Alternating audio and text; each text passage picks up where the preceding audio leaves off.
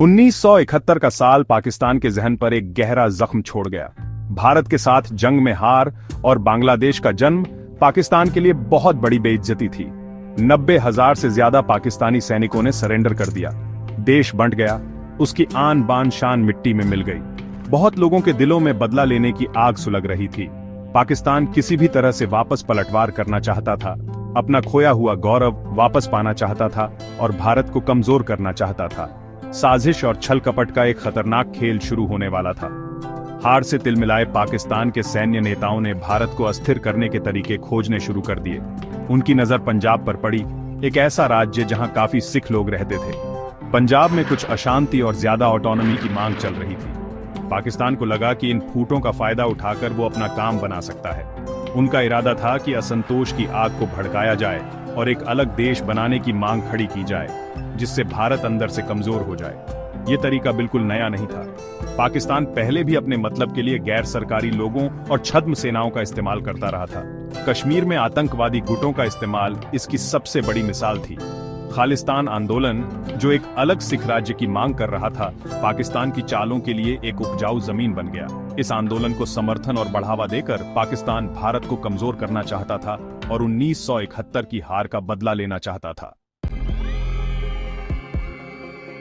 5 नदियों की धरती पंजाब का भारत के इतिहास और पहचान में हमेशा से एक खास मुकाम रहा है। अपनी जीवंत संस्कृति, युद्ध परंपराओं और खेती-बाड़ी के लिए मशहूर पंजाब ने भी उथल-पुथल का अपना दौर देखा है। 1947 का बंटवारा, जिसने पंजाब को भारतीय और पाकिस्तानी इलाकों में बांट दिया, ने गहरे जख्म छोड़े थे। बंटवारे के साथ हुई हिंसा और विस्थापन लोगों की यादों में ताजा थे। आजादी के बाद के दौर में पंजाब को नई चुनौतियों का सामना करना पड़ा।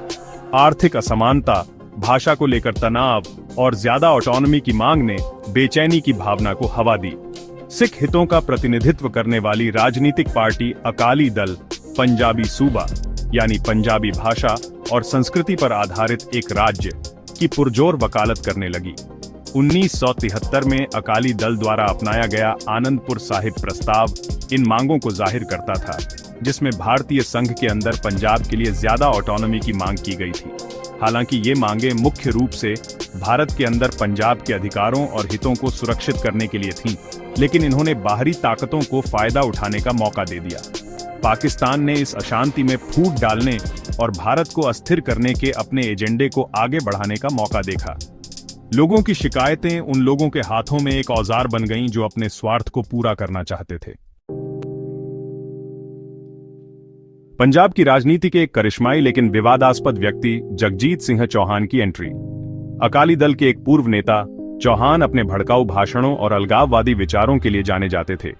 वे पंजाब के लिए ज्यादा ऑटोनॉमी के मुखर समर्थक थे, यहां तक कि कई बार एक स्वतंत्र खालिस्तान की भी वकालत करते थे। उनके विचारों ने उन्हें प्रशंसा और आलोचना दोनों दिलाई, जिससे वे राजनीतिक परिदृश्य में एक विवादास्पद व्यक्ति बन गए। पाकिस्तान ने चौहान में अपने मंसूबों को आगे बढ़ाने के लिए एक उपयोगी साधन देखा। पाकिस्तान के सैन्य शासक जनरल याहिया खान ने चौहान को पाकिस्तान आने का न्योता दिया। चौहान ने इसे शायद अपनी राजनीतिक महत्वाकांक्षाओं को आगे बढ़ाने के अवसर के रूप में देखते हुए स्वीकार कर लिया। पाकिस्तान में उनका बहुत धूमधाम से स्वागत किया गया और एक सम्मानित अतिथि के रूप में उनका आदर सत्कार किया गया। पाकिस्तानी सत्ता ने उन्हें सिख आकांक्षाओं के प्रतिनिधि के रूप में पेश करके और उनकी अलगाववादी भावनाओं को भड़काकर उन्हें अपने साथ मिलाने की कोशिश की।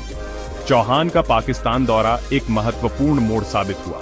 इसने खालिस्तान आंदोलन का समर्थन करके भारत के आंतरिक मामलों में सक्रिय रूप से हस्तक्षेप करने के पाकिस्तान के इरादे का संकेत दिया। चौहान जाने अनजाने में इस बड़े खेल में एक मोहरा बन गए। उनकी अलगाववादी बयानबाजी, जो कभी हाशिए पर सीमित थी, अब एक विदेशी ताकत द्वारा अपने एजेंडे के साथ बढ़ा चढ़ाकर पेश की जा रही थी। 1971 में जगजीत सिंह चौहान ने एक दुस्साहसी कदम उठाया। पंजाब के केंद्र से दूर न्यूयॉर्क शहर से उन्होंने एक स्वतंत्र सिख राज्य खालिस्तान के निर्माण की घोषणा की। दी न्यूयॉर्क टाइम्स में एक पेड विज्ञापन के माध्यम से की गई इस घोषणा ने भारत और सिख समुदाय को झकझोर कर रख दिया। यह एक स्पष्ट संकेत था कि खालिस्तान आंदोलन जोर पकड़ रहा था और अंतर्राष्ट्रीय ध्यान आकर्षित कर रहा था। चौहान की घोषणा पर मिलीजुली प्रतिक्रियाएं हुईं। जहां कुछ सिखों ने, जो खुद को हाशिए पर और निराश महसूस कर रहे थे, इसे आत्मनिर्णय की दिशा में एक कदम के रूप में देखा, वहीं कई अन्य लोगों ने इसकी निंदा एक खतरनाक और विभाजनकारी कृत्य के रूप में की। भारत सरकार, जो पहले से ही पाकिस्तान के इरादों से सावधान थी, ने इसे अपनी संप्रभुता और क्षेत्रीय अखंडता के लिए एक सीधी चुनौती के रूप में देखा। खालिस्तान की घोषणा, हालांकि इस स्तर पर काफी हद तक प्रतीकात्मक थी, ने सिख अलगाववाद के मुद्दे को सबसे आगे ला दिया था। पाकिस्तान ने, जैसा कि अपेक्षित था, चौहान की घोषणा का स्वागत किया। इसने उन्हें एक प्रचार जीत प्रदान की, जिससे उन्हें भारत को एक दमनकारी शक्ति और खालिस्तान आंदोलन को आत्मनिर्णय के लिए एक वैध संघर्ष के रूप में चित्रित करने का मौका मिला। खालिस्तान के लिए पाकिस्तान का समर्थन अब खुले में आ गया था, उस आग में घी डाल रहा था जो धीरे धीरे पंजाब में सुलग रही थी।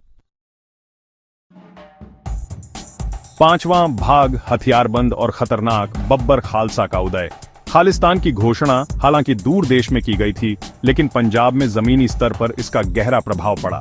इसने सिख समुदाय के भीतर कट्टरपंथी तत्वों को सक्रिय कर दिया, जिन्होंने सशस्त्र संघर्ष को एक स्वतंत्र राज्य के अपने लक्ष्य को प्राप्त करने का एकमात्र रास्ता देखा। इन समूहों में 1979 में स्थापित बब्बर खालसा एक दुर्जेय शक्ति के रूप में उभरा। बब्बर खालसा, जिसका अर्थ है अनंत पिता के बाग, ने सिखों की उग्र परंपरा, विशेष रूप से उन महान योद्धाओं से प्रेरणा ली जिन्होंने अतीत में मुगल और ब्रिटिश शासन को चुनौती दी थी। तलविंदर सिंह परमार और सुखदेव सिंह जैसे लोगों के नेतृत्व वाले इस समूह का मानना था कि हिंसा ही एकमात्र ऐसी भाषा है जिसे भारतीय राज्य समझता है। उन्होंने भारतीय सत्ता के प्रतीकों को निशाना बनाया, हिंदुओं पर हमला किया, जिन्हें वे सिख धर्म का दुश्मन मानते थे, और अपनी गतिविधियों के लिए धन जुटाने के लिए बैंक डकैतियों और जबरन वसूली में लगे रहे। बब्बर खालसा और अन्य उग्रवादी समूहों का उदय खालिस्तान आंदोलन में एक खतरनाक मोड़ था। जो ज्यादा ऑटोनॉमी की मांग के रूप में शुरू हुआ था, वह अब एक हिंसक विद्रोह में बदल गया था, जिससे पंजाब की शांति और स्थिरता को खतरा था। बढ़ती हिंसा से स्तब्ध भारत सरकार ने खुद को एक जटिल और घातक चुनौती से जूझते हुए पाया। खालिस्तान आंदोलन हालांकि मुख्य रूप से पंजाब में जड़ें जमाए हुए था, लेकिन अंतरराष्ट्रीय स्तर पर समर्थन की गूंज मिली। कनाडा, यूनाइटेड किंगडम और संयुक्त राज्य अमेरिका जैसे देशों में प्रवासी समुदायों ने महत्वपूर्ण भूमिका निभाई। उन्होंने वित्तीय सहायता प्रदान की, रैलियां आयोजित की और अपनी अपनी सरकारों की पैरवी की। इस अंतरराष्ट्रीय समर्थन ने आंदोलन को एक वैश्विक आयाम दिया, जिससे भारत के लिए इसे पूरी तरह से घरेलू मुद्दे के रूप में संबोधित करने के प्रयास जटिल हो गए। जून 1984 में भारत सरकार ने अमृतसर के स्वर्ण मंदिर से आतंकवादियों को बाहर निकालने के उद्देश्य से ऑपरेशन ब्लू स्टार शुरू किया। इस ऑपरेशन में काफी लोग हताहत हुए और पवित्र स्थल को नुकसान पहुंचा, जिससे सिख समुदाय को गहरा आघात पहुंचा। इसके बाद उग्रवाद में वृद्धि हुई और घटनाओं की एक दुखद श्रृंखला शुरू हुई, जिसमें उनके सिख अंगरक्षकों द्वारा प्रधानमंत्री इंदिरा गांधी की हत्या भी शामिल है, जिसके कारण व्यापक सिख विरोधी दंगे हुए। जैसे जैसे आंदोलन आगे बढ़ा, आंतरिक संघर्ष सामने आने लगे। खालिस्तान आंदोलन के भीतर विभिन्न गुटों की अलग अलग विचारधाराएं और तरीके थे, जिससे आपसी लड़ाई हुई। एकता की कमी ने उनके मकसद को कमजोर कर दिया। इसके अतिरिक्त भारत सरकार के आतंकवाद विरोधी उपायों, जिसमें सैन्य और राजनीतिक दोनों रणनीतियां शामिल थीं, ने धीरे धीरे आंदोलन की गति को कम कर दिया। 1990 के दशक के अंत तक खालिस्तान आंदोलन में काफी गिरावट आई थी, हालांकि इसके अंतर्निहित मुद्दे अनसुलझे ही रहे। अपने पतन के बावजूद खालिस्तान आंदोलन एक लगातार चुनौती बना हुआ है। समय समय पर होने वाली घटनाएं और कुछ प्रवासी समूहों द्वारा निरंतर वकालत इस मुद्दे को जीवित रखे हुए है। आंदोलन की विरासत पंजाब के राजनीतिक और सामाजिक परिदृश्य को प्रभावित करती रहती है। आज क्षेत्रीय और अंतर्राष्ट्रीय राजनीति की जटिलताओं को संबोधित करने के लिए इस इतिहास को समझना बहुत जरूरी है।